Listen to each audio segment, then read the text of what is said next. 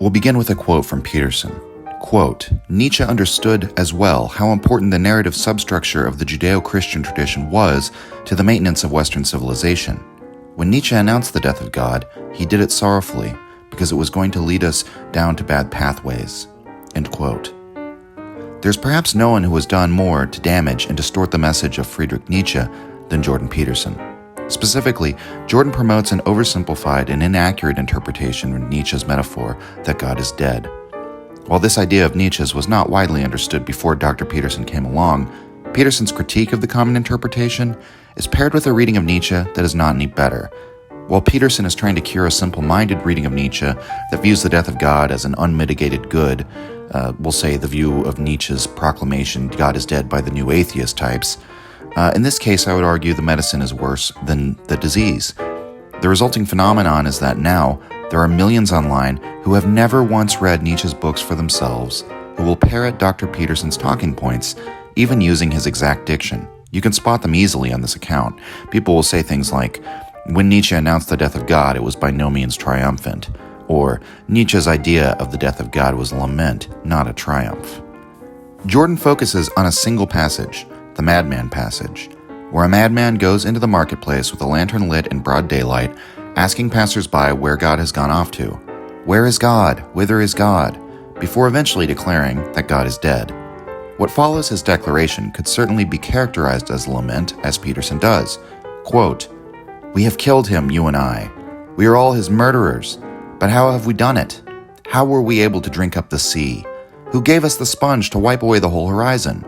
What did we do when we loosened the earth from its sun? Whither does it move now? Whither do we move? Away from all suns? Do we not dash on unceasingly? Backwards, sideways, forwards, in all directions? Is there still an above and below? Do we not stray as through infinite nothingness? Does not empty space breathe upon us? Has it not become colder? Does not night come on continually, darker and darker? End quote. However, this is only one passage. That's right, Nietzsche didn't merely talk about the death of God in a single place. What most people who have never actually picked up the gay science don't know is that this passage with the parable of the madman is not even the first place where Nietzsche says that God is dead.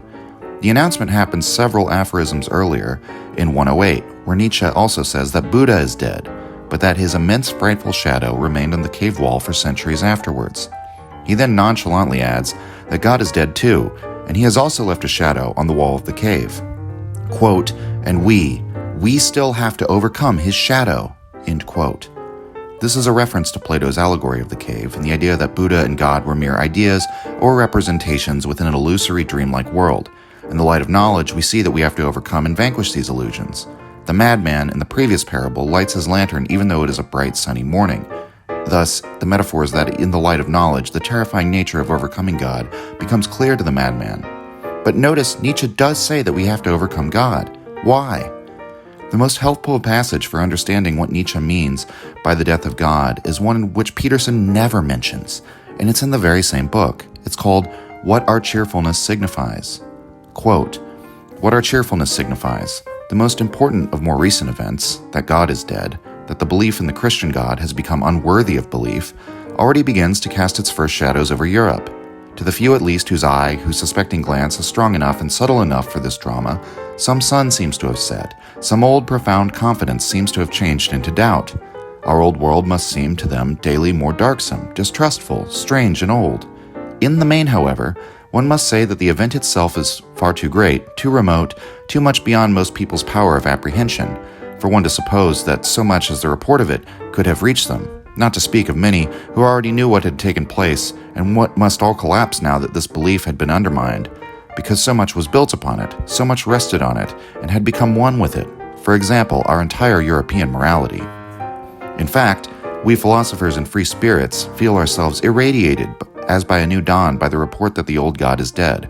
Our hearts overflow with gratitude, astonishment, presentiment, and expectation. At last the horizon seems open once more, granting even that it is not bright. Our ships can at last put out to sea in face of every danger. Every hazard is again permitted to the discerner. The sea, our sea, again lies open before us. Perhaps never before did such an open sea exist." End quote. What's significant about this passage is three things. 1. Nietzsche clearly defines what the death of God means, quote, that the belief in the Christian God has become unworthy of belief, end quote. 2, there is something terrifying and tragic in the upcoming realization that God is dead, quote, because so much was built upon it, so much rested on it, and had become one with it, for example, our entire European morality. And 3, there is also a great opportunity in the death of God for a certain kind of person. Quote, we philosophers and free spirits feel ourselves irradiated as by a new dawn by the report that the old God is dead. Our hearts overflow with gratitude, astonishment, presentiment, and expectation. So tell me, feeling irradiated, feeling gratitude, feeling great expectation for what is to come, does that sound like an emotional state of lament? Or is it closer to triumph? I'm going to read a quote from a friend of mine who summed it up in a paragraph better than I could. Quote, it signifies a tremendously intimidating task ahead, perhaps the greatest trial humanity has gone through, but it is also an opportunity to start anew, create new values, and live for this world.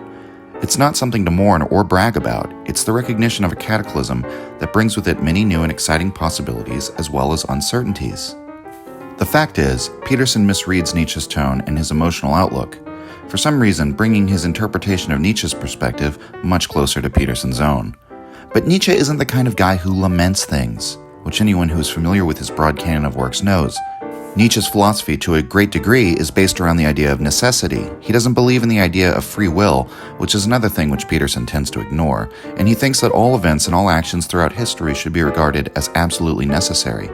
He extends this to every event in our own lives, such that every human being has a fate, and Nietzsche says his formula for greatness is to love our fate, a challenge to accept the hand that life, circumstances, genetics, and upbringing dealt you, and to love yourself and your place in the universe and claim it as your own. Nietzsche is simply not the type of person to regard a historical event like the death of God as lamentable, even if it's an incredibly dangerous event, which Nietzsche also wrote could lead to all sorts of cataclysmic events and a crisis of values. He's not a sorrowful type of philosopher. Nietzsche is about accepting tough truths and then pushing on regardless. He doesn't think anything is served by weeping over the death of God, and that's not his attitude towards this. The big problem in Peterson's interpretation is that he doesn't understand that Nietzsche is not a universalist. Nietzsche repeatedly addresses himself, as he does in the passage What Our Cheerfulness Signifies, to free spirits, to the new philosophers of the future coming up, to the type of hard Hyperborean souls whom he hopes will one day be able to understand his ideas. Being a free spirit is not like being a free thinker, as we say in modern times. The main trait Nietzsche emphasizes is not openness, but toughness. Rather than flitting from idea to idea, the key trait needed to be a free spirit is the same attitude needed by the mountaineer. You need toughness, commitment, willingness to persevere even when the going gets tough. Nietzsche doesn't believe that his insights are universal or that every person will have the knowledge or the willpower to understand or accept them. Most people will not be tough enough to swallow the bitter pill of God's death, and instead will begin to form new idols out of other values, such as the state, egalitarianism, pity, or comfort. Nietzsche's worries about how the masses will respond to the death of God culminates in his warning about the last man, a person living now in a secularized utilitarian world, concerned only for their own safety and comfort, for the prolonging of their life the way it is. This is unhealthy and an affront to the true character of life, which is becoming and transformation. Unable to adapt to the harsh reality of a world in which we must create our own values anew, people will cling stubbornly to the driftwood of the smashed values of yesteryear. Nietzsche's main criticism of such people is that the values they're clinging to are born out of Christianity, such as pity and egalitarianism, and they're actually sick values. Contained within his criticism of how Europe and the West will confront the death of God is yet another warning for the West to overcome Christian values or face the consequences. In short, Peterson's viewpoint fails because he interprets the madman's lament as an overall sorrowful attitude towards the death of God, which is based on Peterson's own Christian morality and universalist bias. If you actually read the whole book, however, you'll learn that Nietzsche has a more nuanced view. And when it comes to what Nietzsche himself believed, he made it very clear he was not a Christian nor advocating for a return to Christianity. He says in Ecce Homo, in the chapter Why I Am So Clever, section 1, quote, "It is a matter of course with me, from instinct. I am too inquisitive, too questionable, too exuberant to stand for any gross answer. God is a gross answer, an indelicacy against us thinkers. At bottom, merely a gross prohibition for us. Thou shalt not think." End quote. The lesson, everyone? Read the book before commenting.